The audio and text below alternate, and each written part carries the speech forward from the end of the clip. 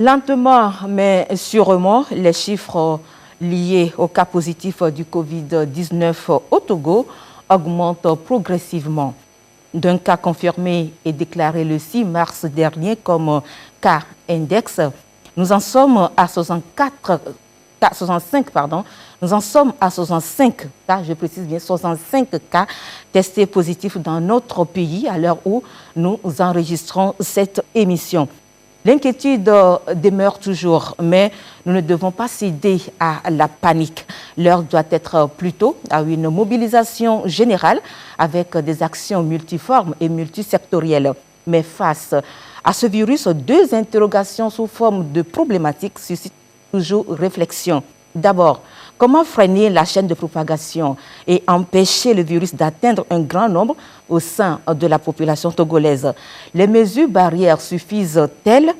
Ensuite, comment trouver un remède sûr ou une solution thérapeutique efficace à 100% pour guérir les cas graves? Le protocole de traitement mis en place actuellement suscite-t-il de l'espoir? Au sein de l'élite scientifique et universitaire, des rencontres se multiplient pour des recherches de solutions thérapeutiques plus adéquates et efficientes. Au sommet de l'État, des réflexions se poursuivent pour le renforcement et le durcissement des mesures barrières pour protéger la population. Quant à nous, les médias, nous restons sereins et mobilisés pour vous donner les vraies informations afin de vous aider à mieux se protéger contre ce redoutable virus. Bonsoir à tous et merci pour votre attachement à notre chaîne. Voici tout de suite le jingle.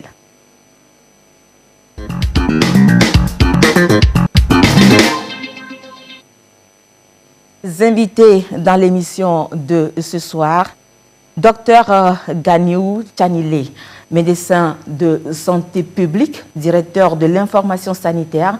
Il est aussi épidémiologiste. Et à ce titre, il est là pour nous situer justement sur l'évolution actuelle des cas du Covid-19 enregistrés à ce jour du mardi 7 mars. Nous évoquerons également le cas de ces deux enfants de 3 ans contaminés. Docteur Tanile, bonsoir et merci d'être là dans cette émission. Comment allez-vous? Bonsoir madame, nous allons bien.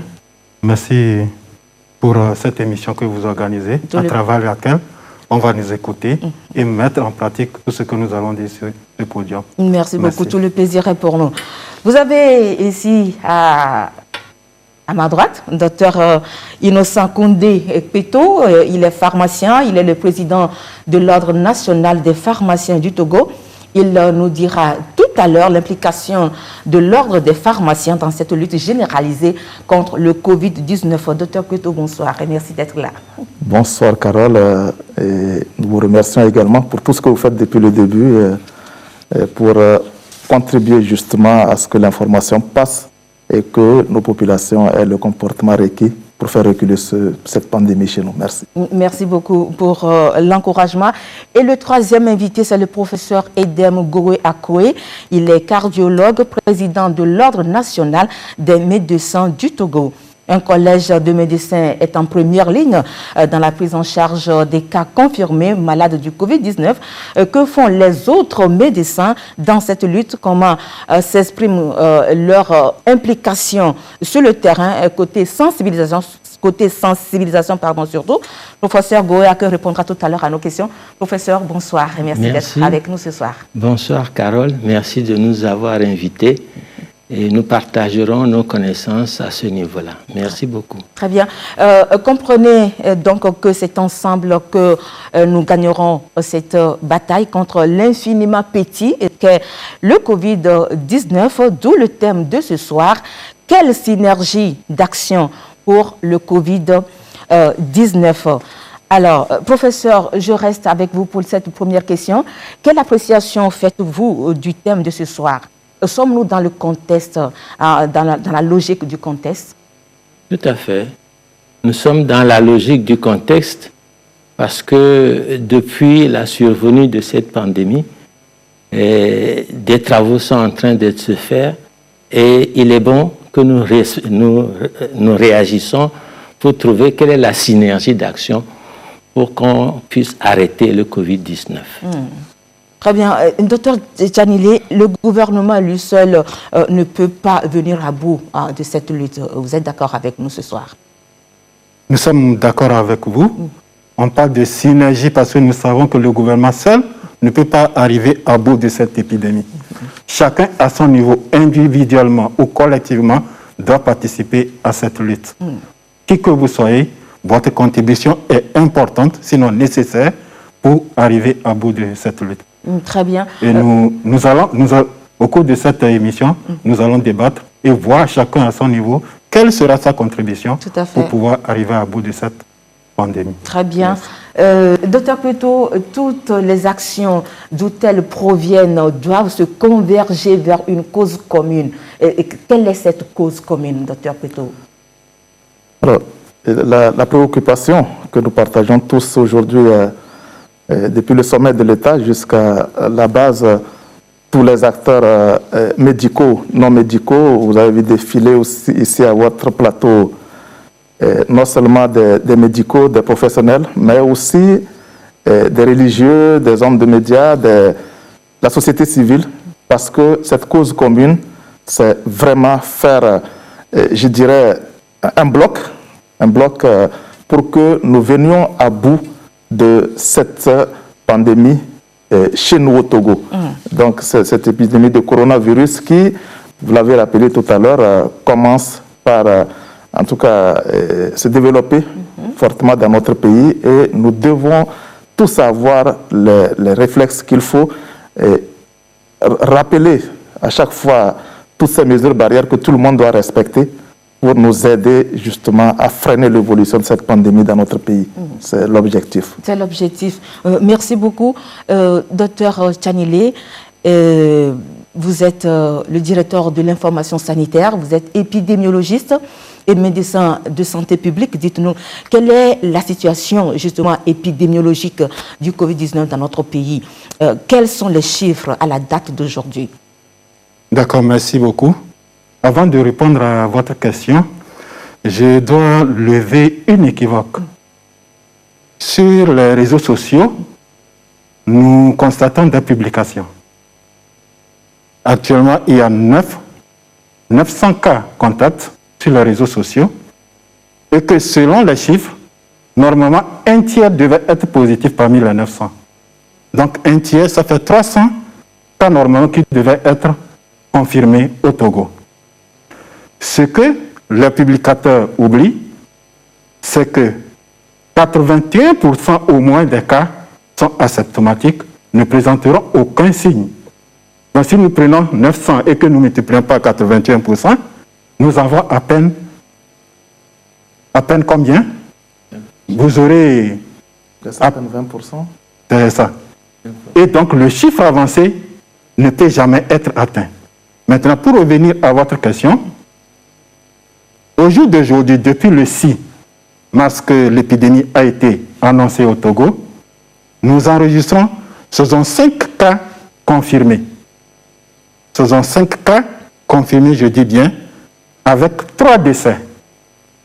3 personnes ont malheureusement trouvé la mort. Oui. Malgré tout ce qu'on a fait, ils ont pu trouver la mort, ce que nous regrettons amèrement.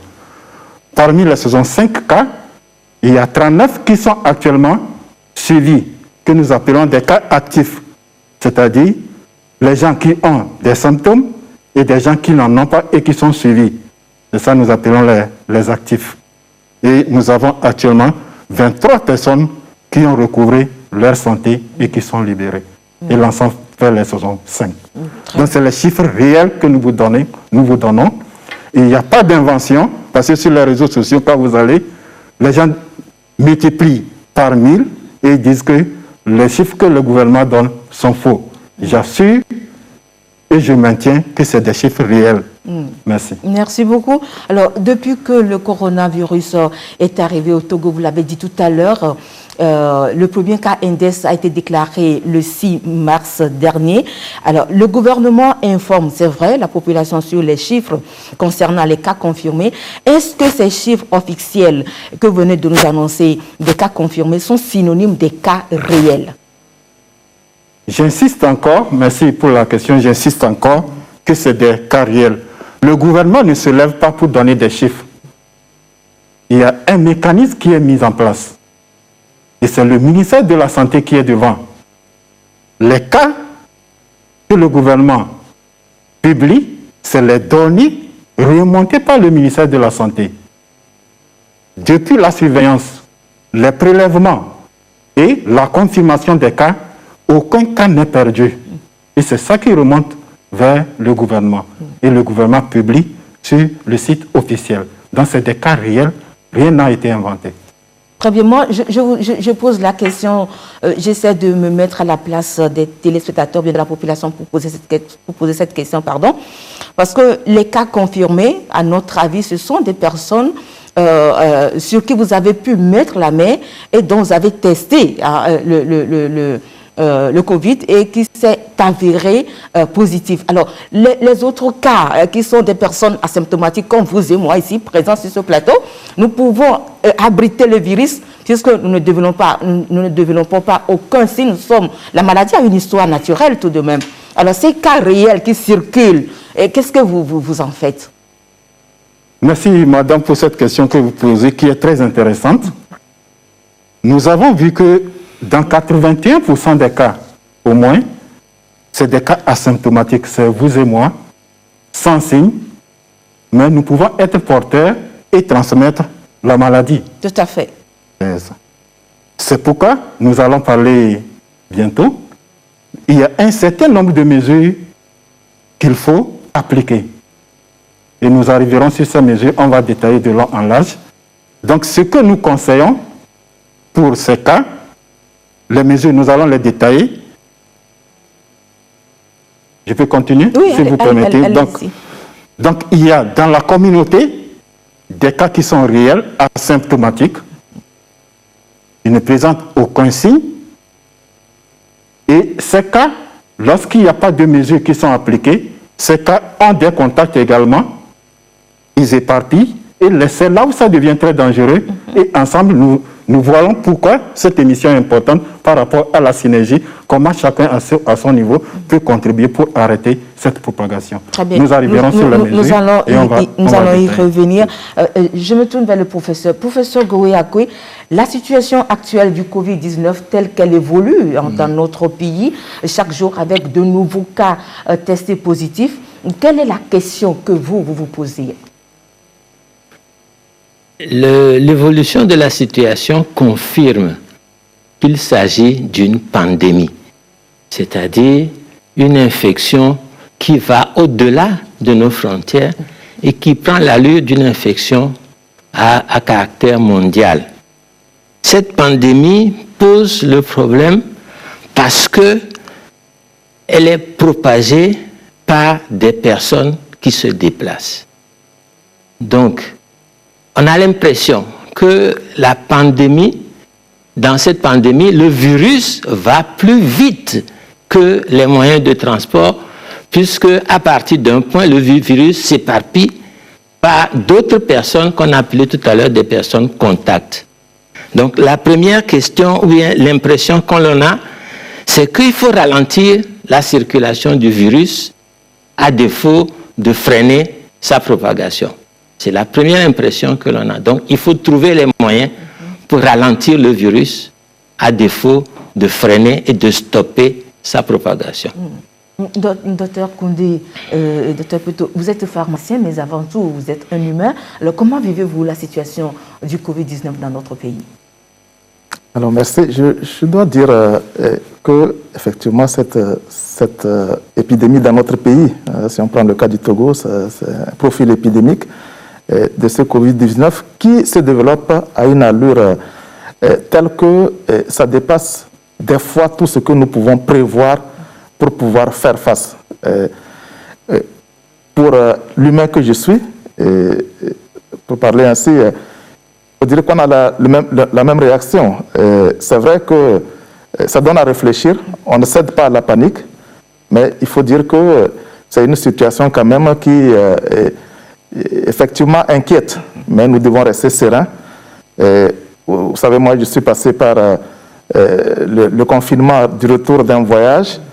Et ce que je devais dire tout à l'heure par rapport à la question que vous posiez sur la réalité des chiffres, je crois que je peux témoigner ici que ce qui est mis en place, le mécanisme de surveillance qui est mis en place pour suivre les cas contacts, pour suivre les voyageurs, c'est un mécanisme qui fonctionne. Moi, pendant 20 jours, j'ai été suivi régulièrement, d'une part par les forces de sécurité et une équipe qui venait prendre température et autres, et aussi l'équipe médicale qui est venue à la fin de mes 20 jours pour me faire un prélèvement et tester que je suis effectivement négatif. Dieu merci donc à ce virus-là. Donc ce suivi est régulier, ce suivi est sérieux, parce que j'ai vu vraiment ce travail. Nous étions un certain nombre de collègues revenus de voyage et tous ont témoigné du sérieux de ce suivi. Par contre, ce qui est important, parce que ceux qui disent que le gouvernement donne de faux chiffres, s'ils ont des informations sur des cas suspects, il est important que nous tous, nous soyons responsables pour remonter là où il faut ces informations. Il a été mis en place un numéro vert pour que chaque citoyen contribue. Et je crois que ce qui est sage, c'est que nous puissions utiliser tous ces mécanismes-là pour remonter l'information et permettre justement à ceux qui ont en charge la riposte de pouvoir mettre la main sur toutes ces personnes et les surveiller pour freiner la propagation. C'est une œuvre commune. C'est extrêmement important de freiner la propagation. Alors, dites-nous, vous avez vécu cette expérience d'autoconfinement de 20 jours, vous venez de nous dire. Vous étiez dans quel pays, Dr Koundé, et quelle a été cette expérience-là? Comment vous l'avez vécu en fait? Alors, 20 jours d'autoconfinement à la maison. Alors, je dois dire que, effectivement, ce qui s'est passé dans mon cas, c'est ce que nous ne devons pas faire.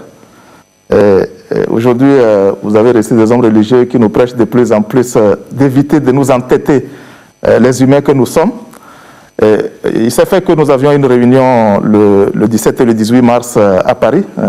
C'est une réunion qui devait rassembler tous les présidents des ordres des pharmaciens francophones. Et nous sommes concertés 10 jours à l'avance pour savoir si, vu l'évolution en France, est-ce qu'il fallait maintenir la réunion. On était deux, dont moi, à proposer que cette réunion soit reportée, mais malheureusement, la majorité a décidé qu'il fallait tenir cette réunion parce que voilà, elle était importante, il y avait ci ou ça, on l'avait déjà reportée une fois, il ne faut pas.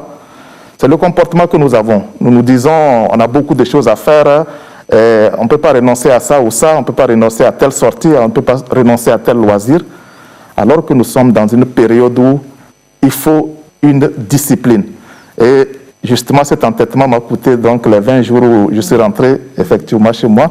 Je ne pouvais pas voir ma famille. On se voyait à 5 mètres. Aucun contact. J'étais isolé en bas, la famille en haut. Et je ne pouvais pas reprendre mon boulot. Je ne pouvais pas voir mes collaborateurs que j'ai abandonnés depuis plus d'un mois. Et aujourd'hui, je peux dire que ce type d'entêtement peut nous amener à des situations telles que, effectivement, tout s'arrête pour nous. Nous sommes dans une période où il faut s'autodiscipliner, prendre conscience qu'il y a une période pendant laquelle nous sommes obligés de survivre en attendant que ce vent mauvais passe pour que nous reprenions nos activités. Très bien, vous l'avez dit, hein, docteur Quito, la situation elle est vraiment inquiétante. Le Covid-19 hante les esprits et déstabilise notre quotidien. Est-ce que vous ne pensez pas qu'il faut dédramatiser un peu la chose?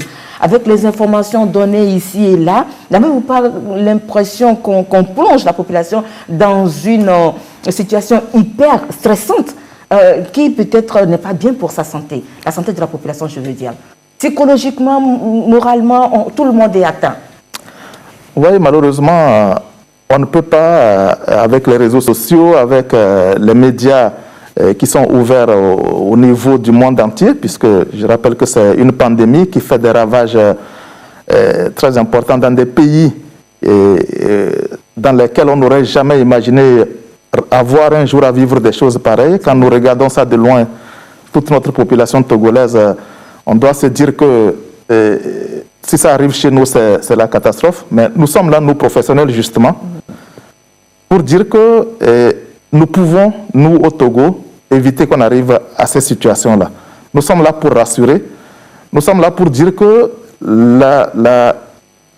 la crise sanitaire, elle est grave, elle existe, mais nous ne devons pas céder à la panique, nous devons agir plutôt de façon responsable et faire en sorte que nous n'arrivions pas à ce niveau, en tout cas, de contamination et de cas, justement, qui arrivent en urgence. Et c'est là où chacun, dans son quartier, chacun à son niveau, doit être responsable de tout ce qu'il observe autour de lui par rapport à cette pandémie-là. Voilà. Merci beaucoup.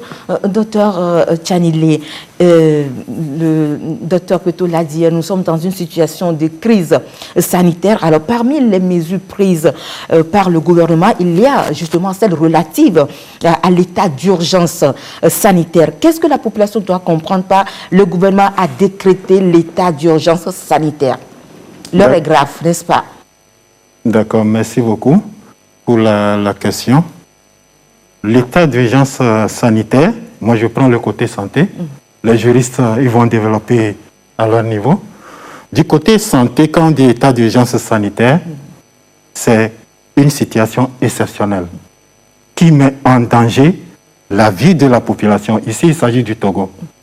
Nous avons une épidémie au Togo, à coronavirus, et qui, si nous ne prenons pas des dispositions, va décimer la grande majorité de la population.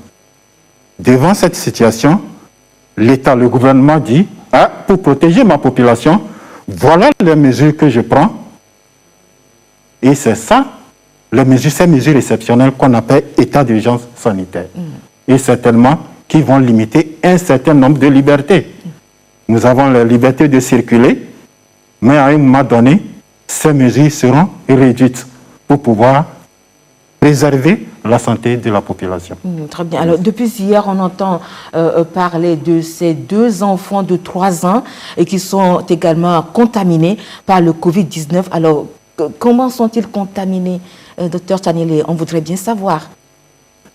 Les 2 enfants de 3 ans et leur famille et les parents. Oui, la contamination à travers le coronavirus, comment ça se passe? Il y a professeur Goyako qui vient d'en parler. Le virus n'a pas de pied pour marcher et atteindre les gens. Le virus n'a pas non plus des ailes pour voler et aller de personne en personne. C'est nous-mêmes qui colportons le virus. Comment? À travers nos comportements. Lorsque nous toussons ou nous éternuons, nous envoyons le virus vers les gens qui sont à côté de nous. Et vous allez voir, autour de nous ici, nous sommes obligés de porter des masques. Parce que quand nous parlons, nous projetons des gouttelettes. Et si nous sommes porteurs, nous allons transmettre autour de nous. Donc c'est normal qu'on porte des masques. Dans la communauté, si ce n'est pas fait, donc tous ces cas symptomatiques dont nous avons parlé et qui représentent au moins 81% des cas, ils vont continuer à éparpiller. Maintenant, par rapport aux enfants de 3 ans, comment ça se passe? C'est de la même manière que ça se passe. Les parents, ils sont avec leurs enfants. Oui, non, je ne vous coupe pas la parole, docteur Tchanilé, mais je ne voudrais pas vous parler ici des modes de transmission, de contamination. Mais ces enfants, est-ce qu'ils ont été en contact avec des étrangers ou bien on veut savoir comment ils ont été contaminés? On sait que le virus, de par le mode de contamination, c'est par de fines gouttelettes d'eau lorsque vous êtes en face de quelqu'un qui a le mal en lui. Mais pour ces enfants-là, depuis, c'est vrai qu'on a dit que ce sont les adultes qui sont les plus exposés, mais les enfants de 3 ans, on veut juste savoir s'ils ont été en contact avec des cas suspects. Et dans quelle région ces enfants-là ont été contaminés? Justement, quand les parents ont le virus, ils transmettent à leurs enfants. Il n'y a pas de barrière. Donc c'est ce qui s'est exactement passé, et c'est dans la région centrale, à Sokodi, que ça s'est passé. Donc ils ont été contaminés par leurs parents? Ils ont été contaminés par leurs parents. On nous parle d'une secte qui est au niveau de Tchaoudja, voilà, dans la région centrale. Les parents ont été avec leurs enfants. Il y a des étrangers qui sont venus et c'est de là le virus est parti. Voilà. Maintenant, je crois que c'est clair. J'ai la réponse à ma préoccupation, à ma question. Nous allons évoluer dans cette émission avec le tout premier sujet. Alors, j'en ai fait allusion tout à l'heure. Ça grouille au sein du monde scientifique togolais. L'Université de Lomé a pris l'initiative de rassembler le 2 avril dernier des chercheurs de la Faculté des sciences de la santé, des virologues, des infectiologues, des psychologues, des sociologues, des anthropologues, les phytothérapeutes, les tradithérapeutes et même les économistes, bref, la crème de l'intelligentsia pour plancher sur le Covid-19. Comment la rencontre s'est-elle déroulée et quel était l'objectif? Si nous parlons aujourd'hui, ce soir, d'une synergie d'action, c'est pour vous dire que chacun, dans son domaine bien défini, peut apporter une pierre à l'édifice. Retour sur les images, un reportage signé Luc Assis de la division de l'information. À une vitesse effrénée, le Covid-19 continue de décimer les populations dans le monde.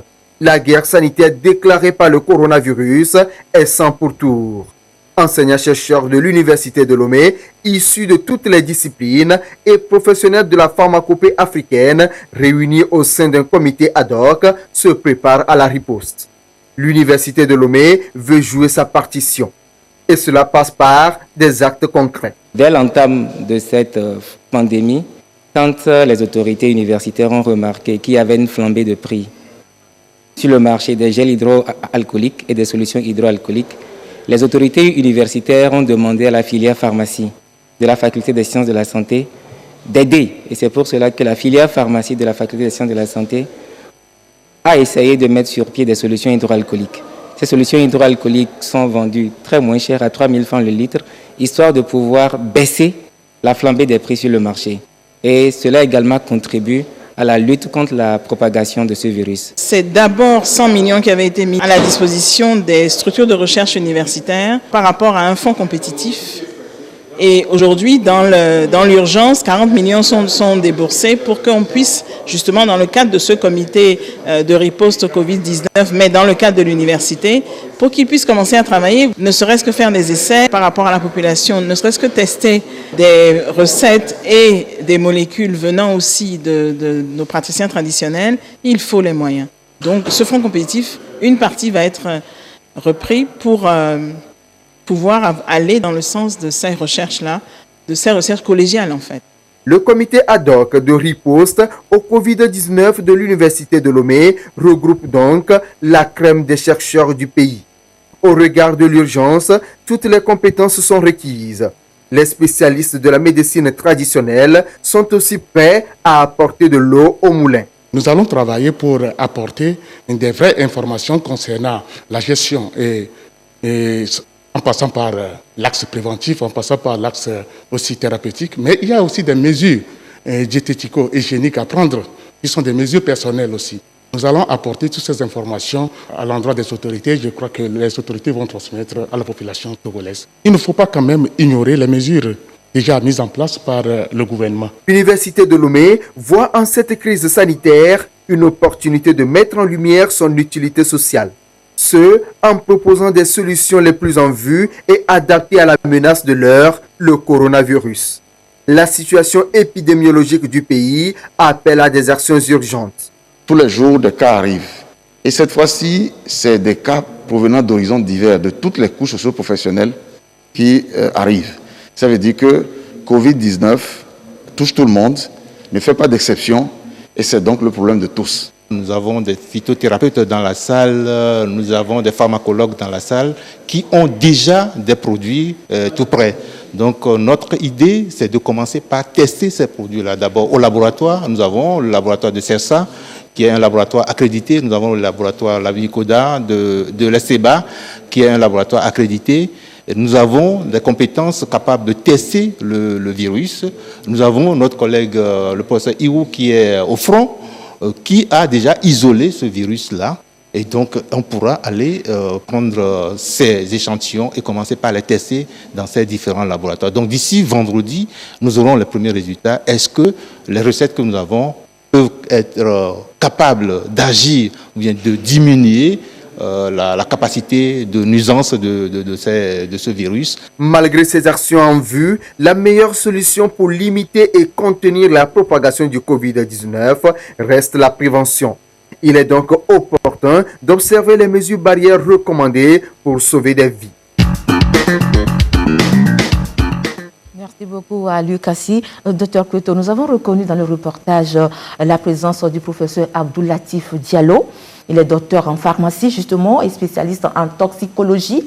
Alors, une implication fort remarquable par rapport à cette idée formidable de fabrication du gel hydroalcoolique pour pallier justement le manque et rendre plus accessible ce produit tant sollicité aujourd'hui. Et c'est les pharmaciens qui se font remarquer de cette manière-là. Oui, et il faut dire que effectivement, dès le démarrage de du développement de cette pandémie dans notre pays, il y a eu une pression forte sur ce type de produit qui n'était pas trop utilisé par les Togolais. Donc ces solutions hydroalcooliques étaient utiles dans les milieux hospitaliers, dans certains milieux, mais très rarement c'était mis à la disposition du public. Et quand ce produit a été identifié comme une des solutions efficaces justement pour lutter contre le transport et la transmission de ce virus. Et il y a eu une pression forte sur ce produit qui a fait que d'ailleurs il s'est raréfié. Et ensuite, même si on en trouvait, ça devenait cher. Cette initiative du professeur Diallo au niveau de la faculté a été très salutaire. Il faut rappeler que au début de l'épidémie jusqu'à la pandémie, l'OMS à un moment mis en tout cas à disposition des professionnels pharmaciens que nous sommes une formule simple qui permet de préparer ces solutions hydroalcooliques. Cette solution a été recommandée pour tous les pays et justement après cette initiative de la faculté, je peux annoncer aujourd'hui que nous avons au moins 5 pharmacies qui ont pris le relais et qui utilisent cette formule simple pour préparer ces solutions hydroalcooliques et même certains sont arrivés à faire des gels. Donc effectivement, ça a permis de réduire la pression sur ce produit-là et de le rendre un peu plus disponible. Je crois qu'aujourd'hui, si nous avons par contre jusqu'à présent des problèmes de disponibilité des masques, les solutions et les gels hydroalcooliques ne manquent plus dans le pays. Mais à quel prix, docteur Kweto, à quel prix? Non, je pense que les prix quand même sont revenus avec justement ces initiatives de fabrication locale. Les prix sont revenus à des niveaux acceptables. C'est vrai qu'il y a eu des moments où les pharmacies ont été indexées. Je dois dire quelque chose ici parce que, vous savez, notre profession a été tout de suite confrontée à la problématique du Covid-19. Avant même toute la mobilisation, dès le premier cas, vous savez que les pharmacies sont le contact premier de tout agent de santé, enfin de toute la population, quand elle veut des informations sur sa santé. Quand elle est inquiète, les pharmacies sont le lieu de santé où on pousse juste la porte et on rentre. Nous avons été face à cette population angoissée qui voulait avoir des informations, qui voulait se protéger. Et la profession s'est mobilisée pour pouvoir rendre disponibles tous ces moyens que, je rappelle, n'étaient pas dans les habitudes de dispensation du pharmacien. Ni les masques, ni les solutions hydroalcooliques n'étaient dispensées en pharmacie couramment. Il a fallu chercher des solutions. Ça veut dire que c'est des produits qui ne sont pas disponibles dans nos circuits réguliers d'approvisionnement. Et ces produits-là étaient fournis aux hôpitaux par d'autres acteurs qui s'adressaient directement aux hôpitaux. Quand ils sont venus à nous, évidemment, on était dans une situation où au niveau mondial, on a une offre qui est largement insuffisante par rapport à la demande mondiale. Oui. Et il s'est fait que les prix ont flambé à tous les niveaux. Je dois dire ici que les pharmaciens ont essayé de répondre à cette demande avec les moyens qu'on avait. Mais effectivement, quand on voit la bourse de nos frères togolais, c'est pour cela que toutes ces solutions dont on vient de parler ont été envisagées. Et je crois que tout ça contribue à ramener la chose au niveau où il faut, les prix au niveau où il faut. Il y a le problème aujourd'hui des masques qui continue par susciter beaucoup d'inquiétudes. Aujourd'hui, nous recommandons fortement à toute la population de porter des masques, alors que ces temps-ci, ils se font de plus en plus rares. C'est vrai que nos concitoyens, aujourd'hui, certains artisans font l'effort de mettre des masques artisanaux sur le marché. C'est des barrières qui ne sont pas parfaites, mais déjà, si entre deux, on porte tous ce masque-là, la double protection de part et d'autre peut contribuer justement à réduire la propagation de ce virus-là. Et je crois que on est tous en train de travailler à pouvoir rendre peut-être disponible plus de masques pour que les populations y aient accès. Très bien. Vous êtes tous en train de travailler. Professeur Goyakoui, il est quand même important qu'on doit mettre, ou bien qu'il est quand même important de mettre sa compétence ou bien ses compétences au service de la population lorsque le besoin se fait sentir, comme Dr Peto l'a dit tout à l'heure. Comment appréciez-vous toutes ces initiatives? Oui, c'est de belles initiatives. C'est de belles initiatives qui vont dans le sens de la synergie d'action. Justement.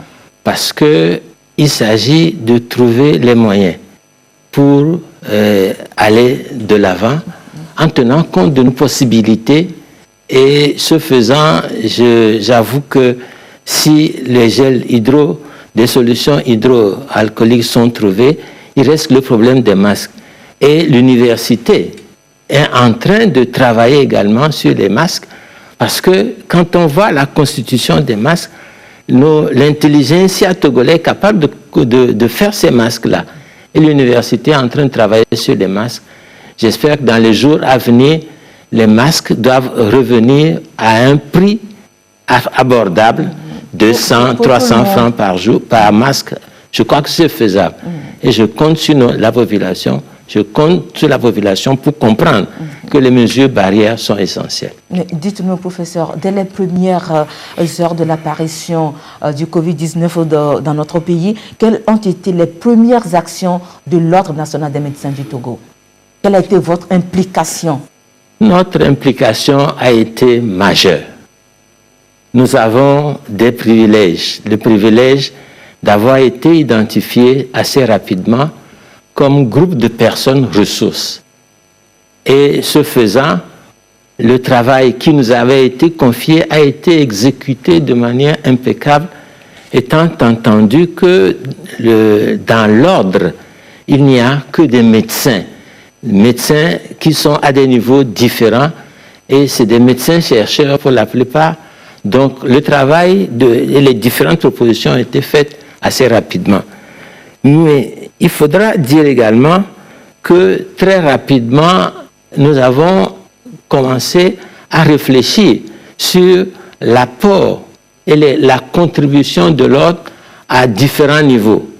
D'abord au niveau de la cellule ministérielle où l'ordre est représenté.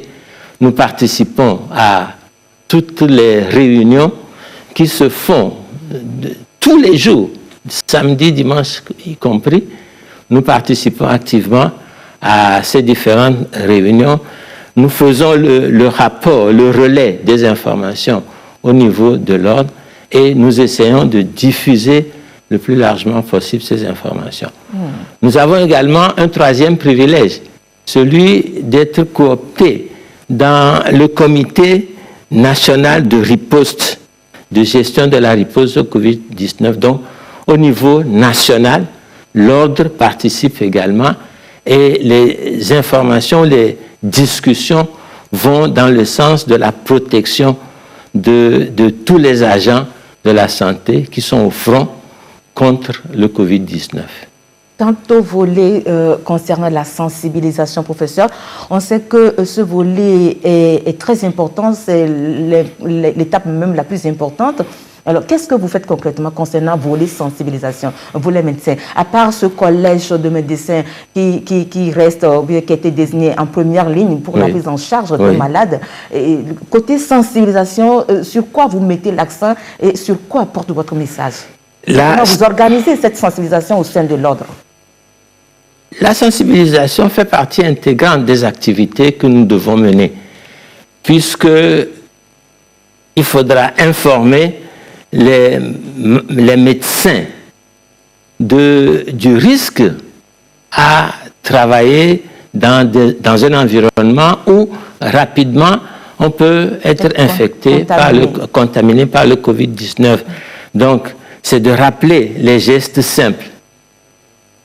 et de demander aux médecins de rester éveillés. Parce qu'il y a des gestes qui se font déjà ou qui s'apprennent déjà pour le bloc opératoire, et ces gestes doivent être étendus dans la mesure où ce n'est pas tout le monde qui était censé aller au bloc opératoire.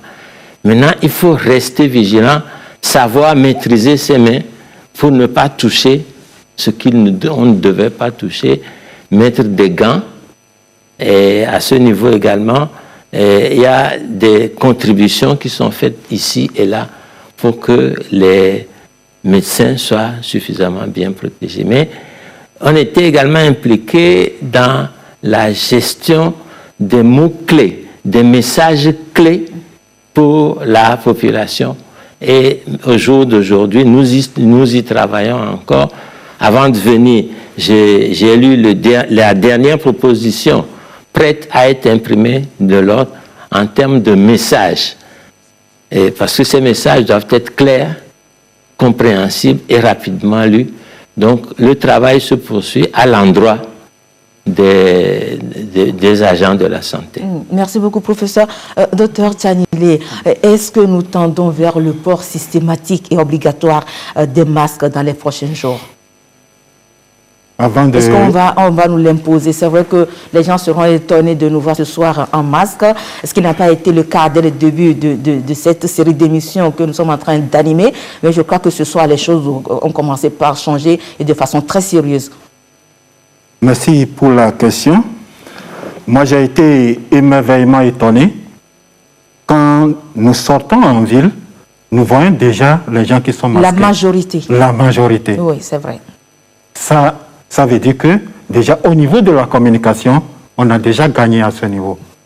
Et là, la propagation aussi de la maladie, quelque part, on est en train de freiner cette propagation. Mais avant de répondre à votre question, je voulais voir comment nous portons ces masques. Parce que quand vous regardez plusieurs autour de vous, vous voyez que certains masques, c'est seulement au niveau de la bouche. Le nez est délaissé. Ou bien ailleurs, c'est au niveau du nez, on descend ça au niveau du menton, et puis on pense qu'on va porter le masque. Le masque même, vous voyez, la largeur de ces masques, c'est juste, ça prend une partie et le reste est en l'air. Ça ne protège pas. Et nous devons changer. Un bon masque doit couvrir du nez jusqu'au menton, comme je l'ai porté. Et le plus souvent sur le masque, vous verrez une barre en haut qui permet de pincer le nez pour que l'air n'entre pas à travers les espaces délaissés. Et c'est comme ça qu'on porte normalement un masque. Maintenant, est-ce que nous allons vers le port obligatoire de masques? C'est l'idéal. Si les masques sont disponibles pour toute la population, nous avons vu en Chine, à un moment donné, c'est devenu obligatoire. Du plus petit jusqu'au plus grand, tout le monde portait les masques. On a vu les résultats que ça a donné. Aujourd'hui, nous voyons en France, en Italie, ce n'est pas obligatoire là-bas. Nous voyons également les résultats que ça a donné. Et donc, nous devons tirer les conclusions. À mon humble avis, nous devons tendre vers le port obligatoire des masques. D'accord. Ça ne peut que nous faire du bien parce que, vous le savez tous, ce virus qui est un infiniment petit, je le disais tantôt, on ne peut pas le voir à l'œil nu, mais qui cause d'énormes dégâts lorsque vous suivez sur les médias des milliers de personnes qui meurent chaque jour à cause de ce virus-là. Il est donc quand même important qu'on se protège du nez, de la bouche et pourquoi pas aussi des mains. Parlons justement des mains, docteur Tchanilé, le dispositif de lavage des mains qu'on voit un peu partout, est-ce que ce dispositif-là ne comporte pas de risque de contamination? Merci beaucoup. Le dispositif, en principe, c'est pour nous permettre de nous protéger. Parce que la main, ça passe partout sur les surfaces qui auraient peut-être eu le virus s'est déposé là-dessus et les mains prennent. Et à travers ces mains, lorsqu'on touche les choses, on dépose et ça permet la propagation continue. Maintenant, avec les dispositifs, c'est quoi? Ça permet de détruire en se lavant régulièrement les mains avec du savon et de l'eau, ou bien des solutions hydroalcoolisées ou bien hydroalcooliques, ça permet de détruire le virus et donc de limiter la propagation. Et nous sommes fiers aussi de voir qu'il y a eu un élan des initiatives pour nous créer ces dispositifs de lavage de mains. Un élan de solidarité. Ce qui est très intéressant. Ça veut dire qu'il y a une prise de conscience pour pouvoir limiter la propagation de cette pandémie. Mais à partir du moment où ces dispositifs ne respectent pas les normes, ça devient un risque. Normalement, lorsque vous lavez les mains et que vous finissez, vous ne devez plus toucher le robinet. Justement. Parce qu'avant d'ouvrir l'eau, vous touchez déjà le robinet. Donc vous avez déposé des virus là-dessus. Et après s'être lavé les mains, vous retouchez le robinet. Ce que vous pensez avoir fait partie des virus, avoir tué, vous les reprenez. C'est là où le risque apparaît. C'est ça. Donc ce qui est recommandé, c'est d'avoir des robinets qui sont manipulables. À pédale, qui sont manipulables à travers le pied, oui. Donc à pédale ou bien à poussoir, ou bien des robinets qu'on peut, avec le coude, essayer de fermer. Il y a des robinets également qui sont comme ça. Et là, ça permet d'amoindrir le risque de recontamination après s'être lavé les mains. Mais au-delà de cela, tout ce qu'on voit, le risque n'est pas nul. Merci beaucoup.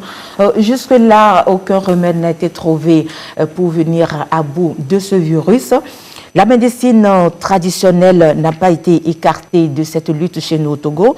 Vieille comme le monde, elle a aussi son mot à dire. C'est pourquoi la commission ad hoc de riposte Covid-19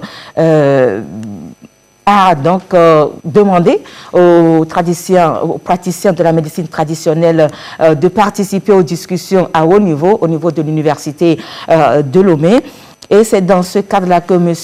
Essos-Minam Lakaza, il est le coordinateur des fédérations des associations de la médecine traditionnelle de l'Afrique de l'Ouest. Il a été donc invité à cette rencontre. Il nous donne ici ses impressions et se prononce également sur le grand défi qu'entend relever la médecine traditionnelle pour encore mieux faire parler d'elle. M. Lakaza, que nous écoutons dans cette première partie de son interview. Au vu de toutes les discussions, il y a eu 5 axes qui ont été développés. Il y a un axe particulier qui nous a impliqués, nous, praticiens de la médecine traditionnelle, c'est la recherche. La recherche, on a parlé de comment la faculté des sciences, avec toutes les disciplines y compris, peuvent inventorier des thérapeutiques existantes, ou bien celles qui sont en cours d'évaluation, pas même si ce n'est même pas dans notre pays, dans d'autres pays, par exemple, on a parlé de la chloroquine, par exemple.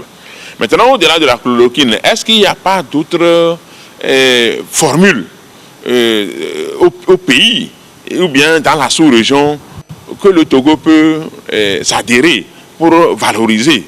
Maintenant, au-delà de l'existant, est-ce qu'on ne peut pas chercher? S'il faut chercher, quels sont ceux qui vont donner des informations pour cette recherche? Donc, il y a la bibliographie qui existe. On peut retourner aux thèses, aux mémoires que les gens ont soutenues sur différentes plantes médicinales qui ont des propriétés immunitaires ou bien virales, pour voir est-ce que dans les bibliographies, là, on ne peut pas trouver quelque chose de bon à retravailler. Maintenant, nous, praticiens de la médecine traditionnelle, quelle contribution nous on peut donner volontairement pour contribuer à la riposte? Bon, on a été très contents sur ce point, moi, particulièrement en tant que praticien de la médecine traditionnelle. Ça nous a fait honneur que cette réunion de haut niveau nous soyons associés, parce que ça veut dire que l'État prend conscience que quand on dit 80% de la population font référence d'abord à la médecine traditionnelle, l'État est conscient. Et nous avons été étonnés de constater que tous les scientifiques dans la salle étaient tellement emportés sur l'idée de chercher davantage à connaître, comprendre ce que fait la médecine traditionnelle. Même, on a même été surpris que dans le temps, quand nous disions qu'il n'y a pas les laboratoires au Togo pour étudier les plantes médicinales, mais on a été étonné de voir qu'il y a au fait de grands laboratoires qui sont d'ailleurs équipés pour faire le minimum. Donc ces laboratoires-là ont été réquisitionnés pour pouvoir faire des travaux. Donc nous, praticiens de la médecine nationale, nous avons été sollicités à collaborer avec les scientifiques pour voir si éventuellement nous ne pouvons rien trouver. Nous sommes sûrs de pouvoir trouver quelque chose. Même si nous ne trouvons pas un seul médicament type qui soigne coronavirus ou bien Covid-19, quand même on peut trouver des différents médicaments qui peuvent agir sur les différents symptômes pour peut-être à la longue faire des combinaisons. Par exemple, quelqu'un qui a un bon produit pour la toux, un bon produit pour les voies respiratoires, un bon produit pour les problèmes nasaux, un bon produit contre la fièvre, un bon produit... Vous comprenez déjà ce que je veux dire? Donc, on n'est pas forcément censé de trouver un produit type pour dire, moi, je te tiens tel médicament qui guérit Covid-19. Donc, les scientifiques ont compris que dans le monde scientifique, il y a ce qu'on appelle les combinaisons. Donc, les praticiens de la médecine nationale sont sollicités pour pouvoir apporter leur rapport sur les différents symptômes qui distinguent Covid-19. Bon, nous, nous, dans la salle, nous avons pris la parole pour les rassurer que nous sommes disposés à collaborer, mais à condition qu'on nous rassure que notre personne physique est protégée.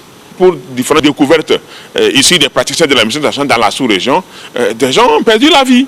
Nous avons aussi demandé que, au cas où quelqu'un mettait à disposition une formule ou bien une information, quelle sera la garantie de la propriété intellectuelle.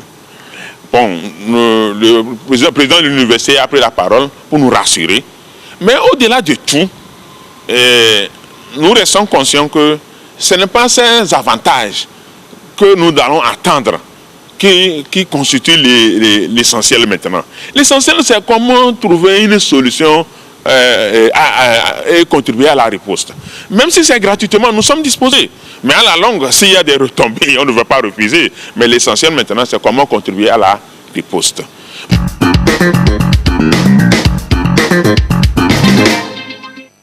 Voilà, le plus important, c'est comment contribuer à la riposte. Professeur Gouyakoye, aujourd'hui, on fait appel à des chercheurs du domaine de la phytothérapie ou de la tradithérapie. Est-ce que le Covid-19 a sonné le glas de cette collaboration tant prônée par l'OMS, collaboration entre médecine traditionnelle et médecine moderne? Non, bien au contraire. Bien au contraire, parce que cette collaboration, on l'a vu dans le message de tout à l'heure, cette collaboration doit exister impérativement. Nous avons des chercheurs qui ont les possibilités de tirer des substances actives des plantes que nous utilisons. Si c'est fait ailleurs, c'est faisable ici. Je rappelle que la quinine a été tirée d'une plante médicinale.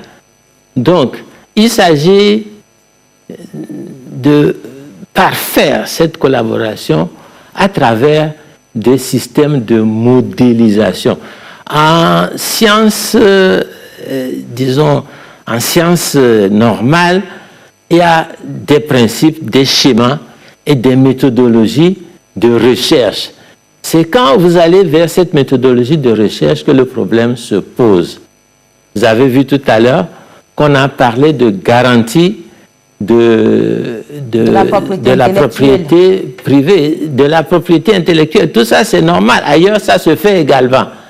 Mais il faut mettre les produits à disposition de manière à ce que, de façon scientifique, dans les laboratoires, on puisse faire des éprouvettes avec des doses progressives jusqu'à voir de façon classique quelle est l'efficacité du produit. Mais je voudrais également dire que cette collaboration est intéressante parce que, à la limite, l'intervenant a parlé de traitement symptomatique. C'est-à-dire, si tu as mal à la tête, on te donne un produit qui fait les maux de tête. Si tu as mal... si tu as la fièvre, on te donne des médicaments qui font la fièvre. Mais ce traitement symptomatique ne résout pas le problème. C'est l'histoire du sapeur-pompier. Quand le sapeur-pompier n'attaque pas le feu, bon, il ne fait pas son boulot. Il ne fait pas son boulot. Donc, c'est cette collaboration qu'il faut améliorer, avec des garanties, bien sûr, pour les chercheurs, mais également avec la possibilité de trouver efficacement des vrais produits qui s'occupent de la vraie thématique, c'est-à-dire le coronavirus. Ici, jusqu'à la preuve du contraire, je ne pense pas que cela est faisable. Et on sait que Fleming, dans la pénicilline, par hasard, s'est rendu compte qu'il a trouvé le bon produit. Mais nous prions que ça soit le cas également dans notre pays. Autrement, ça va être très, très difficile. On va arracher toutes les plantes trouvées par ici et par là en disant « je traite le Covid-19 ». Je crois qu'il faut être prudent, il faut être pondéré et il faut accepter une méthodologie scientifique si l'on veut que la recherche avance dans ce pays en termes de phytothérapie. Et que ça porte ses fruits. Et que ça porte ses fruits. Docteur, plutôt une réaction par rapport à ce que notre ami Lakaza a dit. Il a dit quand même des choses très intéressantes, parce Absolument. que je vous voyais tout à l'heure, vous remiez la tête en guise de satisfaction. Oui, je crois que il y a des moments comme ça dans la vie de la nation, justement face à cette grave crise sanitaire qui fait que nous sommes dans cet état d'urgence sanitaire, qui peut permettre qu'on se parle justement de façon, en langage plus intelligible et plus compréhensible. Il se réjouit du fait que une réunion de haut niveau de chercheurs de l'université associe les tradithérapeutes. Je crois que de tout temps, puisque je sais qu'au niveau du ministère de la Santé, il y a un département dédié il y a une division de la promotion de la médecine traditionnelle. Exactement. Ça veut dire que c'est pris en compte au niveau de l'État, au niveau du système de santé national. Ce qui était intéressant aussi, c'est de l'entendre aussi dire que et commencer par être prêt, justement, à amener ces produits en laboratoire, qu'il reconnaît maintenant. C'est ce qui me faisait vraiment sourire et approuver, parce que je crois que, justement, le Covid-19 nous amène à mieux nous parler. Et moi, j'appelle de tous mes voeux, justement, qu'une fois, en tout cas, dans l'histoire de la recherche de solutions aux défis de la maladie, que l'Afrique puisse apporter sa solution. Nous sommes dans un domaine où, quand vous voyez les ravages que ce Covid-19 produit à travers le monde, on n'a aucune solution. Et nous voulons encourager justement nos tradithérapeutes à aller remuer leur canarie pour nous sortir vraiment cette potion qui permettrait peut-être d'avoir une solution et donc éprouver par justement... parce qu'on ne peut pas commencer par administrer un produit à des patients. Il faut qu'en laboratoire, on ait des résultats. Et je crois que cette démarche-là est enclenchée. Et nous espérons que la collaboration sera totale. Voilà. La démarche scientifique, elle est très importante. Je reste avec vous, docteur, plutôt. Vous êtes pharmacien. Aujourd'hui, la chloroquine est sollicitée et admise dans le protocole de traitement du Covid-19. Est-ce que ce produit se trouve encore dans les rayons de vos officines, ou bien l'État s'est accaparé de l'exclusivité de cette commande-là? Alors, pour vous répondre, je dois dire qu'effectivement, la chloroquine a suscité beaucoup d'espoir. Ça a été cité par beaucoup de chercheurs comme étant une solution possible, et une solution éprouvée ailleurs, qui a montré des résultats intéressants, qui permettent justement de traiter des cas de Covid-19, et des traitements qui permettent justement d'éviter aux gens d'arriver à des situations de complications, de détresse respiratoire et tout. C'est ce qui a été partagé dans la littérature. Et nous, en Afrique, et on a nourri beaucoup d'espoir sur cette chloroquine. Je pense que la population l'a aussi entendu. Oui. Et vu nos moyens, vu l'état de nos systèmes de santé, si nous pouvons éviter que nous ayons beaucoup de personnes qui arrivent en situation d'urgence, qui nécessitent une réanimation, ce serait vraiment la partie gagnée, parce qu'autrement, nos systèmes risquent d'imploser. Donc, Et cette chloroquine suscite certes de l'espoir, mais il ne faut pas que cet espoir se transforme dans nos pays plutôt je dirais une solution définitive. En catastrophe, parce que, attention, en catastrophe, parce que ce qui s'est passé par rapport à la chloroquine, nous avons eu à attirer l'attention de nos populations là-dessus. Le fait que tout le monde se dise, puisqu'on a dit que la chloroquine soigne le Covid-19, je me bats par tous les moyens pour avoir apporté de même ma chloroquine et on va la chercher n'importe où. Les conséquences, c'est que, on l'a dit, cette chloroquine, jusqu'à l'heure où on vous parle, n'est pas disponible en officine. Elle a disparu de nos officines depuis près de 15 ans, depuis le moment où cette chloroquine a été abandonnée dans le traitement du paludisme. Donc, aujourd'hui, elle n'est plus disponible dans les officines. Ça veut dire qu'elle n'est pas disponible dans le circuit officiel de distribution des médicaments dans le pays. On a peut-être quelques quantités qui étaient disponibles, produites ou mises à disposition, mais de quelques spécialistes, de rhumatologues, qui l'utilisaient pour des pathologies rares. Mais cette chloroquine n'est pas en vente libre aux populations. Ce qui s'est passé, c'est que, vous voyez, quand il y a ce type d'informations, tout le monde s'improvise fabricant et distributeur de ces chloroquines qui circulent. Avant de venir à cette émission, j'ai eu justement la réaction du Niger qui a présenté, l'autorité de réglementation du Niger qui a présenté toutes ces boîtes qui ont circulé chez nous là comme étant fausses également, parce que ça a circulé dans toute la sous-région et les populations sont ruées dessus. Et à supposer que ces médicaments soient bons, ce qui va se passer, c'est que les gens vont s'automédiquer, ils vont se imaginer qu'ils vont le prendre. Justement, on parlait au début de cette émission des gens qui se cachent chez eux, peut-être qui n'arrivent pas à être pris en compte par le système de surveillance. C'est un gros risque pour notre pays. Et ensuite, personne ne sait ce que contient ce type de médicament. On va se compliquer la situation avec des mixtures. Et sur ces boîtes, quand vous les prenez, on met fabriqué par rien. Le minimum auquel la population doit faire attention, c'est de pouvoir identifier qui est responsable de ce médicament. Le fabricant. Et la meilleure garantie, c'est est-ce que l'autorité sanitaire du pays a validé ce médicament. Donc, pour répondre à votre question, la chloroquine n'est pas disponible en officine. On avait un peu d'hydroxychloroquine et un peu de chloroquine disponible, et tout ce qui avait de disponible a été mis à la disposition de l'équipe de prise en charge. Parce que dans l'utilisation de la chloroquine, il est clairement dit que ça se fera sous contrôle médical.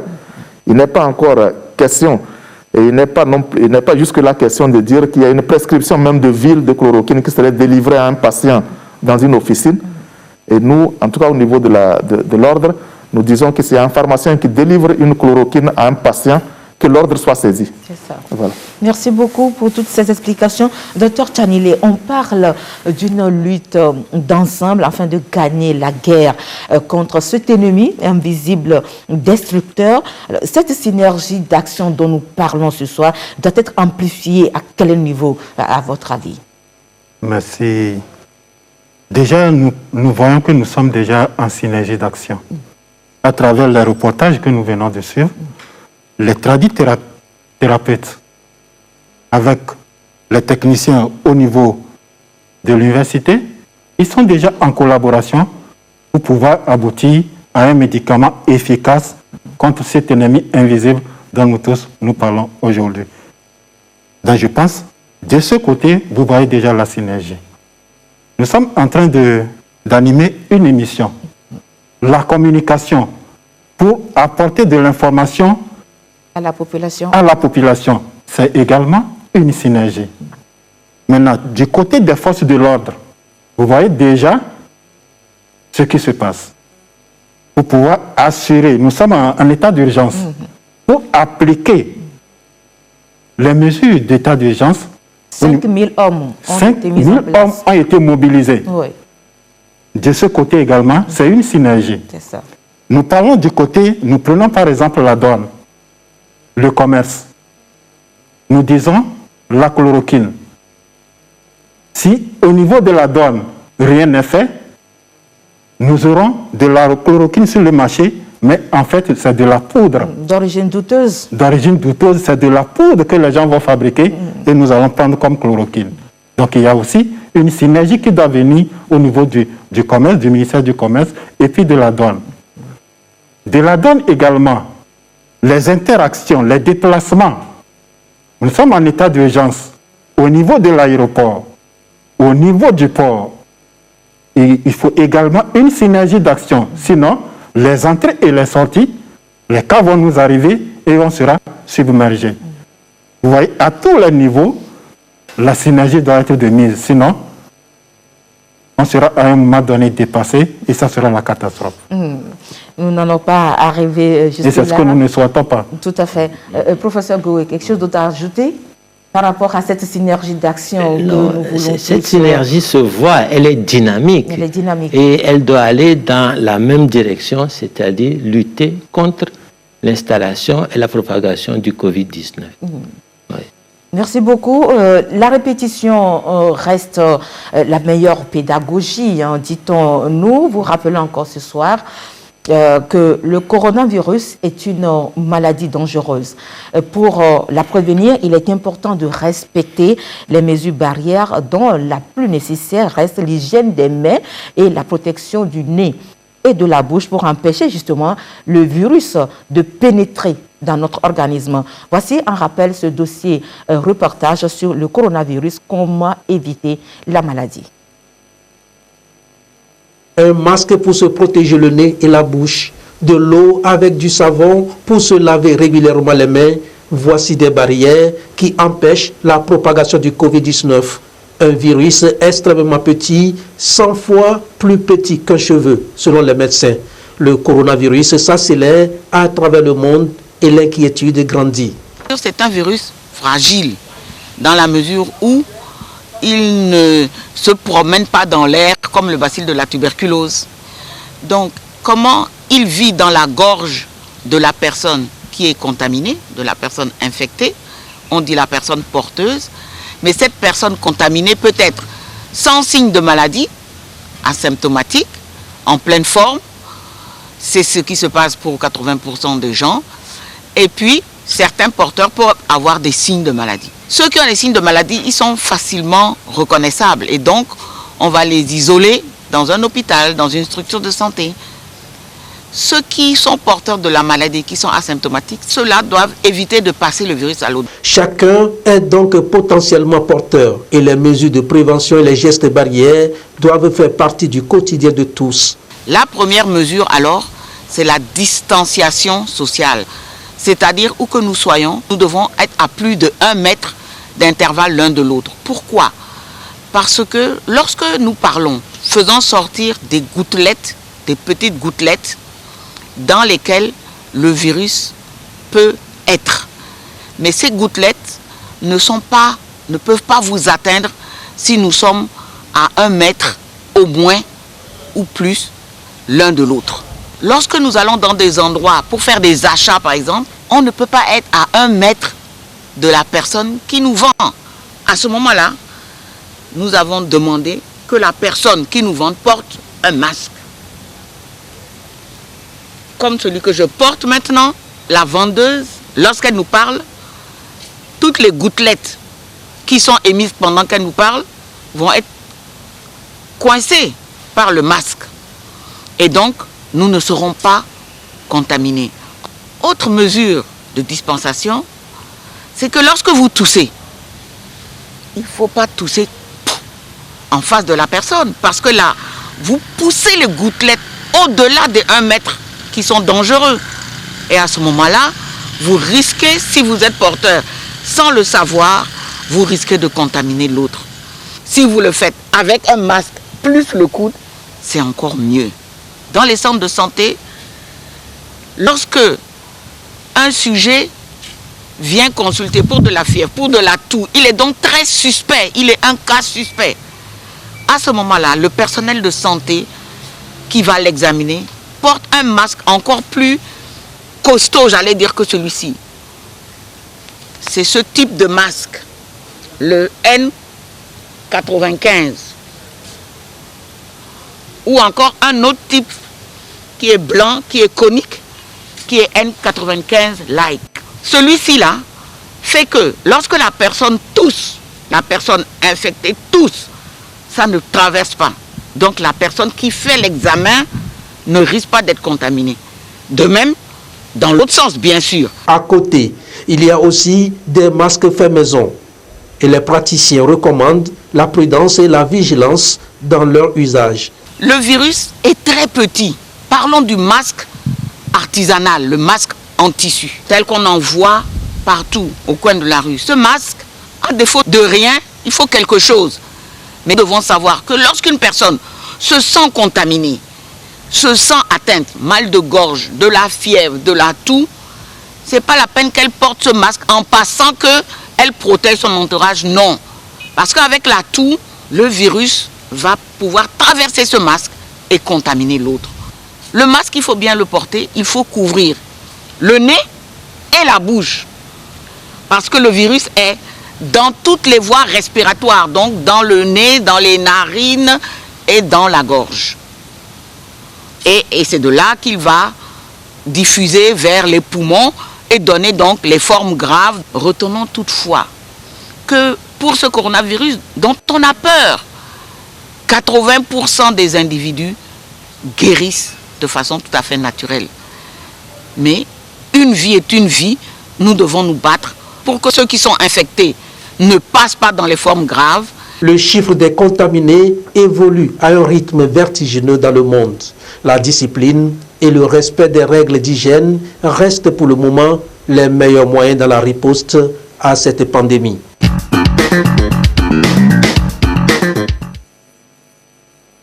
Dr Tchani, les chiffres des cas contaminés augmentent de jour en jour et l'inquiétude au sein de la population aussi augmente. Le reportage l'a dit. Alors pensez-vous que les gestes barrières dont on parle depuis l'apparition de ce Covid-19 suffisent pour se mettre à l'abri de ce virus? Je vais d'emblée dire oui, pour lever l'équivoque. Les gestes barrières, lorsqu'ils sont correctement appliqués, nous protègent et nous permettent d'éviter le coronavirus et donc d'éviter de contaminer les autres et nous protéger en même temps. Merci beaucoup. Professeur Goué, l'État est en train de jouer sa partition en mettant en place toute une batterie de stratégies de riposte. Est-ce que vous pensez que toutes les mesures mises en place par l'État sont efficaces? Ou bien quelque part il y a des manquements ou bien des insuffisances à relever? Oui, l'État met en place les mesures au niveau des barrières, mais également au niveau des différentes structures. Ces mesures ne peuvent jamais suffire. Ne nous cachons pas notre propre visage. Ces mesures ne peuvent jamais suffire si on compare ce qui se fait dans nos pays par rapport à ce qui se fait dans les pays les plus nantis que nous. Ils ont des problèmes, les mêmes problèmes, peut-être même 2 fois plus de problèmes que nous. C'est vrai, l'État fait des efforts, mais si on peut faire plus, ce serait plus intéressant. Si on peut faire plus, nous avons été contactés très tôt, nous avons fait des propositions aux autorités et on sent qu'il y a un effort qui est fait quand on vous annonce que plus de 16 tonnes de matériel sont arrivés pour protéger les médecins, pour protéger les agents de santé, pour protéger la population. C'est déjà un acquis. Mais si on peut faire mieux, c'est encore plus intéressant. Faire mieux dans l'immédiat, c'est la sensibilisation que nous faisons, que vous faites tous les jours, que nous faisons tous les jours. Mais cette sensibilisation est ciblée le plus souvent par rapport aux groupes socio-professionnels. Donc, l'État fait ce qu'il fait. Il fait sa partition. Mais nous devons également accompagner l'État. Et là où on peut faire mieux, nous devons avoir le courage de dire si on peut faire ceci, si on peut faire cela, ça aurait été encore plus intéressant. Et c'est là l'intérêt de l'ordre de participer à différents niveaux pour faire des propositions concrètes. Très bien. Docteur Kleto, au niveau de l'Ordre national des pharmaciens du Togo, est-ce que vous avez des apports, des ajouts pour une meilleure efficacité de cette lutte-là? L'État fait ce qu'il peut, mais beaucoup de choses restent encore à faire. Et si nous lisons entre les lignes par rapport à ce que le professeur a dit, ça ne suffit pas, il faut faire encore davantage. Oui, quelles sont les propositions de l'ordre des pharmaciens à l'endroit de l'État? Déjà, je dois dire que faire davantage, oui, puisque nous voyons, je dirais, l'étendue des attentes et aussi l'étendue je dirais, des mesures à prendre pour freiner ce coronavirus qu'on voit décimer des populations dans des pays qui ont autrement plus de moyens, qui ont une longueur d'avance sur nous. Il y a sûrement des inquiétudes à se faire. C'est ça. Mais je dois dire que les mesures récentes qui ont été prises par le gouvernement togolais et surtout en termes de renforcement de plateaux techniques et aussi de renforcement en matériel pour rassurer le corps médical, pour aussi mobiliser toutes ces personnes qui sont au front, je pense que c'est quelque chose qui est à saluer. Nous, je veux dire, c'est à vous, peut-être à d'autres personnes de nous dire, nous faisons partie de la lutte, parce que je dois dire ici que le chef de l'État nous a reçu les ordres pour nous dire ceci. Le Covid-19 lance un défi au monde entier, à tous les pays du monde, et chaque pays doit compter sur ses forces. Nous faisons partie de ces forces qui sont au front aujourd'hui, et tous les jours, aux côtés du gouvernement, nous essayons de faire ce que nous avons à faire. En tout cas, au niveau des pharmaciens, très tôt, nous avons pris des mesures, puisque j'ai dit ici que le problème s'est posé à nous tout de suite parce que les populations se sont ruées vers nos pharmacies avec leurs angoisses. Et même avant que la fiche de communication produite aujourd'hui par le ministère de la Santé ne soit disponible, l'Ordre des pharmaciens a produit une affiche dans les officines pour rappeler toutes les mesures barrières qui étaient édictées. Nous avons été parmi les premiers à encourager la mise en place des dispositifs lave-mains parce que la préoccupation de l'ordre, c'était de faire en sorte que les pharmaciens qui sont au front, qui sont en contact avec des populations avec ce type de symptômes, état grippal et autres, que nos collaborateurs ne soient pas contaminés, que ces structures-là restent à la disposition des populations, parce que nous savons que quand tout sera fermé, toutes ces structures sanitaires, y compris les officines, doivent rester ouvertes. Nous devons rester aux côtés de nos populations. Et donc, nous avons fait beaucoup d'investissements au niveau des officines. Nous avons mis en place les masques pour nos collaborateurs. Et même, nous avons dit, s'il y a un patient qui rentre dans nos officines et qui se met à tousser, il faut qu'on lui donne un masque pour éviter qu'il y ait quoi que ce soit. Le virus éventuellement. Voilà, donc il y a toutes ces mesures-là qui sont mises en œuvre et nous continuons par sensibiliser au quotidien. Il y a une correspondance qui a été envoyée vers toutes les pharmacies pour mobiliser l'ensemble des pharmaciens pour qu'ils soient beaucoup plus disponibles et à disposition des populations pour répondre à leurs préoccupations. Il y a beaucoup à faire, mais de la part aussi des populations. Parce que je dois dire que des fois, même pour se laver les mains, ce n'est pas évident qu'on convainc les gens qui doivent se laver les mains avant de rentrer dans l'officine. Ensuite, il y a des constats que nous faisons. On veut comprendre un peu plus qu'est-ce que le patient a pour pouvoir l'orienter. Il faut que les gens s'ouvrent à leur personnel médical. Nous sommes là pour les accompagner, surtout dans une situation de crise. Et il faut que la population fasse confiance en son système de santé, à ces acteurs de santé qui sont aujourd'hui mobilisés parce que l'heure est grave et nous le sentons tous. L'heure est grave et nous le sentons tous. C'est vrai que tout ne peut pas être parfait. L'État essaie de faire de son mieux. À nous, la population, de jouer aussi notre partition. En quoi faisant? En respectant tout simplement les gestes barrières, même si jusque-là, on se dit que ces gestes barrières, est-ce que nous n'allons pas poser ces éternelles questions? Nous allons tout simplement respecter ce qu'on nous demande de faire et nous serons vraiment quittes, ou bien nous serons à l'abri de ce virus. Il est professeur, enseignant, chercheur à l'Université de Lomé, pharmacien, phytochimiste. Il est membre du bureau directoire de la commission ad hoc de riposte Covid-19. Il s'agit du professeur Bato Mayena Bakoma.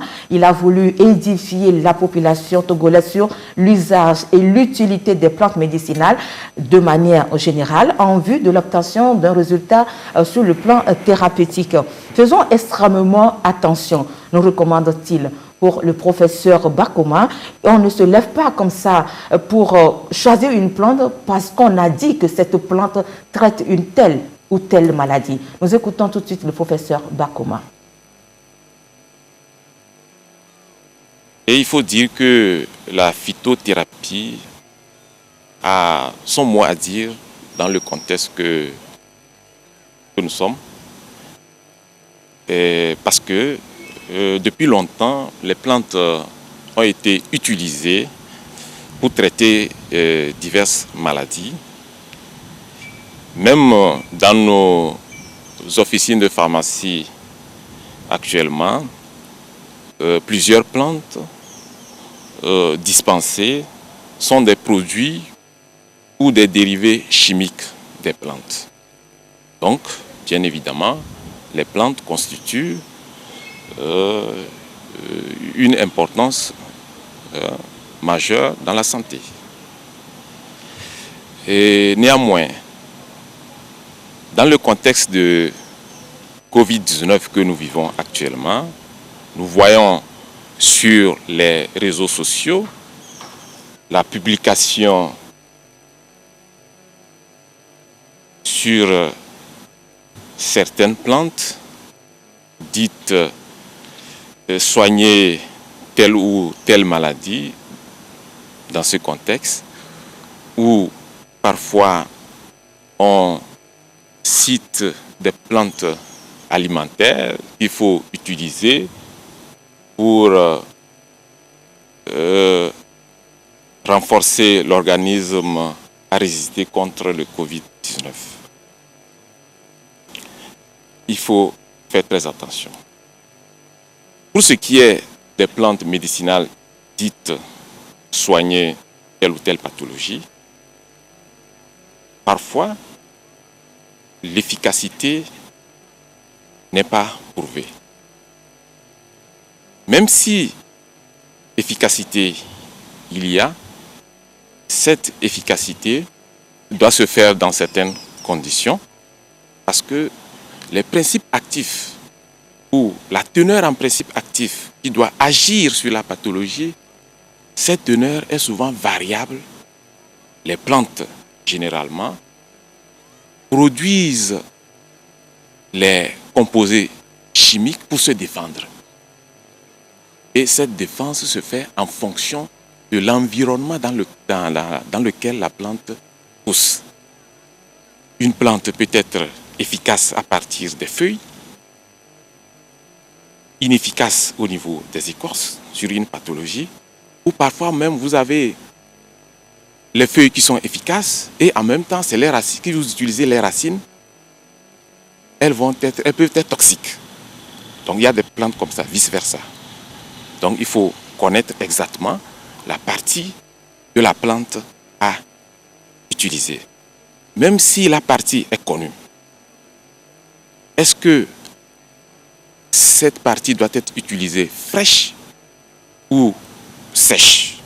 Parce que lors du séchage, il y a des réactions qui peuvent se produire et modifier la composition, donc influencer l'efficacité. Parfois, c'est une toxicité ou même parfois c'est une inefficacité qui peut en résulter.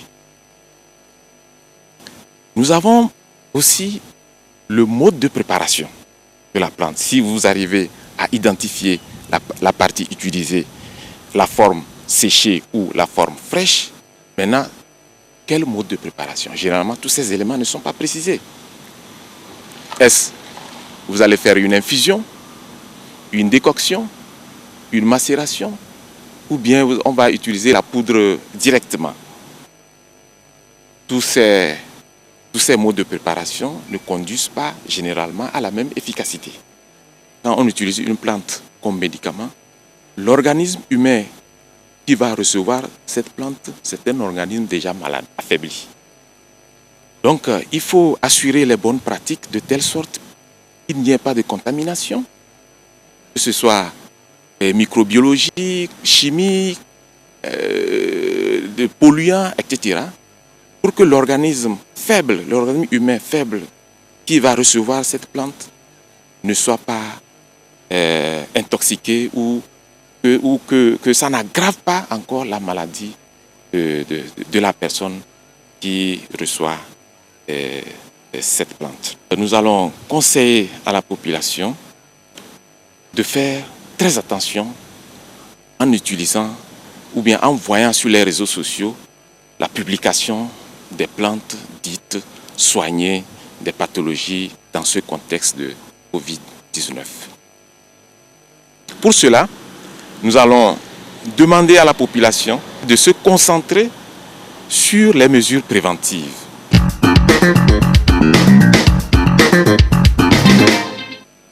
Voilà, se concentrer sur les mesures préventives, c'est l'idéal. Docteur Peto, suite aux informations partagées, multipliées sur les réseaux sociaux, certaines personnes ont vite fait donc de substituer la chloroquine à ces plantes dites amères, au goût amer. Quel est l'avis du pharmacien que vous êtes? Oui, je crois que l'ordre a réagi. On a, à travers certains médias, radio et autres, nous avons, même au niveau de Radio Lomé, nous avons réagi pour attirer l'attention des populations sur justement le recours trop hâtif à ces produits en in. Parce qu'à côté même de la chloroquine chimique, on a vu les gens s'acheter les produits à base de quinine. Parce que pour eux, ce serait aussi efficace contre le Covid-19. Il y a eu même des achats de tous les autres antipaludéens, même à base d'artémisinine, qui n'ont rien à voir avec la quinine. Avec la chloroquine. Et donc, tout ce qui était amer passait pour être justement efficace pour le Covid-19. Donc, on est allé vers toutes les plantes, le nîmes et tous les autres qui ont un goût amer. Et c'est le même appel que faisait mon confrère, c'est de faire attention à tout ça. Et il faut que nos populations comprennent une fois pour toutes qu'en matière de santé, on ne s'improvise pas. Et il est important que face à un défi aussi majeur que le Covid-19 qui est en face de nous, que nous puissions avoir des gestes cohérents, des gestes qui vont nous sauver au lieu que ce soit des gestes qui aggravent la situation. Donc, faire confiance au système de santé. En attendant, ce qui nous est recommandé, c'est le respect justement de ces mesures barrières qui vont nous protéger tous. Et il faudrait que tout le monde s'attelle à ça et le fasse efficacement. Merci beaucoup.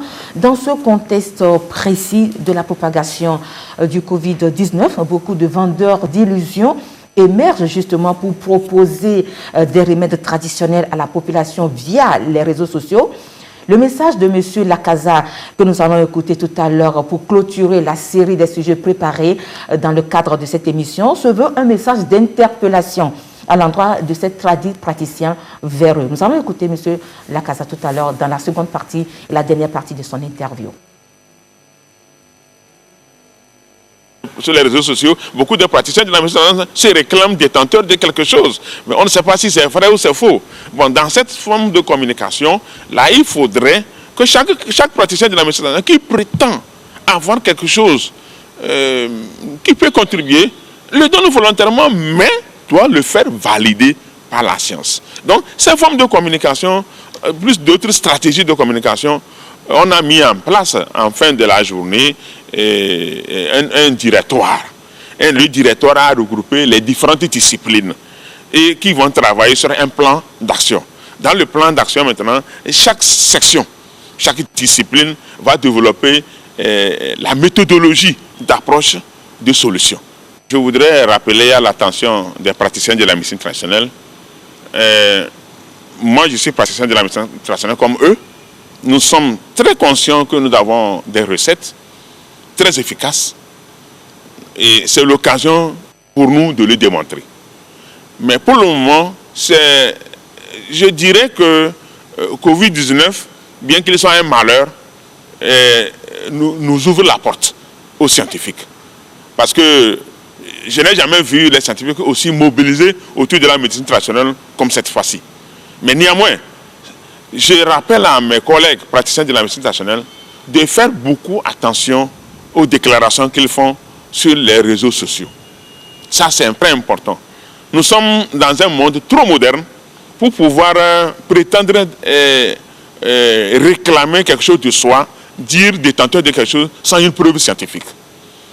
Tant que les scientifiques sont maintenant disposés à travailler avec nous, c'est l'occasion pour nous d'utiliser ce moyen pour valider ce que nous savons faire. À cet endroit, j'invite la population à faire beaucoup attention aux propositions des praticiens de la médecine traditionnelle dont les choses ne sont pas encore prouvées. Parce qu'avec Covid-19, c'est un virus carrément différent des autres que nous avions dans le temps par rapport à la grippe. C'est vrai que dans le domaine viral et grippal, les praticiens, il y a beaucoup de plantes qui interviennent et beaucoup de praticiens de la médecine, ils connaissent. Mais ici, il est lieu de comprendre qu'il y a un comité qui est mis en place pour prendre en charge les malades du Covid-19. Vous êtes praticien de la médecine traditionnelle, vous n'avez pas les dispositifs capables de prendre en charge actuellement un malade de coronavirus. Sinon, vous tentez de le faire, vous vous contaminez vous-même d'abord. Donc, il vaut mieux collaborer avec les formations sanitaires des différents milieux du pays. Même si vous avez quelque chose à proposer, il faut que vous fassiez la référence. Vous référez les malades et quand après avoir référé, vous proposez une solution qui va être plus certainement en compte pour rentrer dans l'évaluation et peut-être vraiment votre solution sera la bienvenue.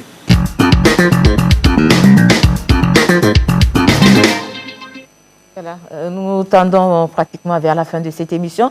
Docteur Tchanilé, une réaction par rapport à ce message d'interpellation à l'endroit des praticiens. Oui, justement, je pense qu'il ne faut pas aller à la besogne. Nous devons rester stricts par rapport à ce que nous faisons. Nous avons au niveau du ministère de la Santé un protocole qui est utilisé. Et nous devons nous en tenir à ça.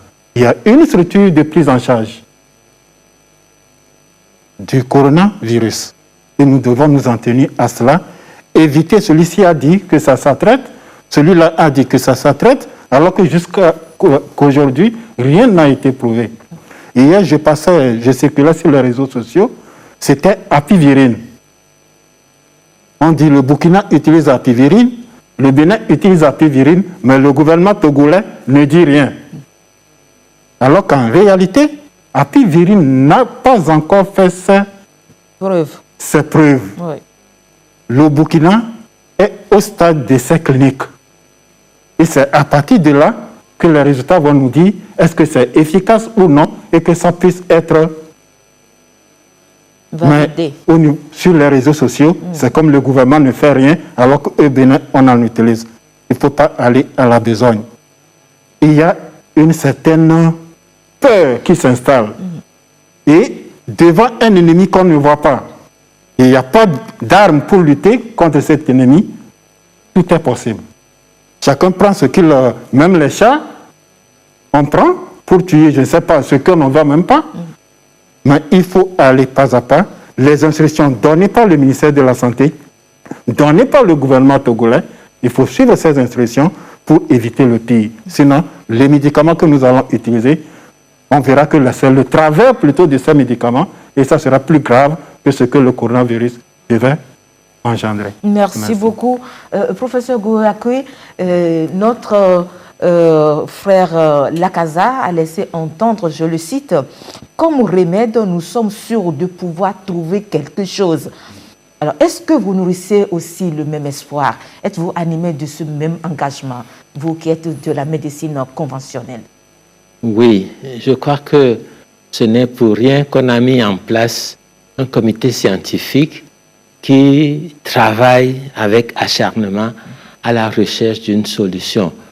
Je suis d'accord que le comité doit travailler pour trouver une réponse. Une réponse, mais une réponse définitive à la progression du coronavirus. Mais une réponse qui peut s'exporter, étant donné que ce serait fait sur la base scientifique prouvée. Nous avons des ressources humaines, nous avons des ressources dans le domaine de nos plantes, de la phytothérapie. Mais il nous faut nous mettre d'accord que ces déclarations ne doivent être sous-tendues que par des preuves. Et ce sont ces preuves que nous exigeons de tout le monde. Merci beaucoup. Docteur Peto, votre message de ce soir, c'est lequel? Alors, merci beaucoup. Et mon message à 3 niveaux. D'abord, à l'endroit de mes confrères et consoeurs, vous savez que nous sommes là sur ce plateau pour vous dire que tout ce que le pays compte d'acteurs médicaux dans le pays est sur le pied de guerre. Nous sommes engagés. Nous, les représentants de ces professions médicales, nous sommes là ce soir pour engager nos confrères à cette lutte-là.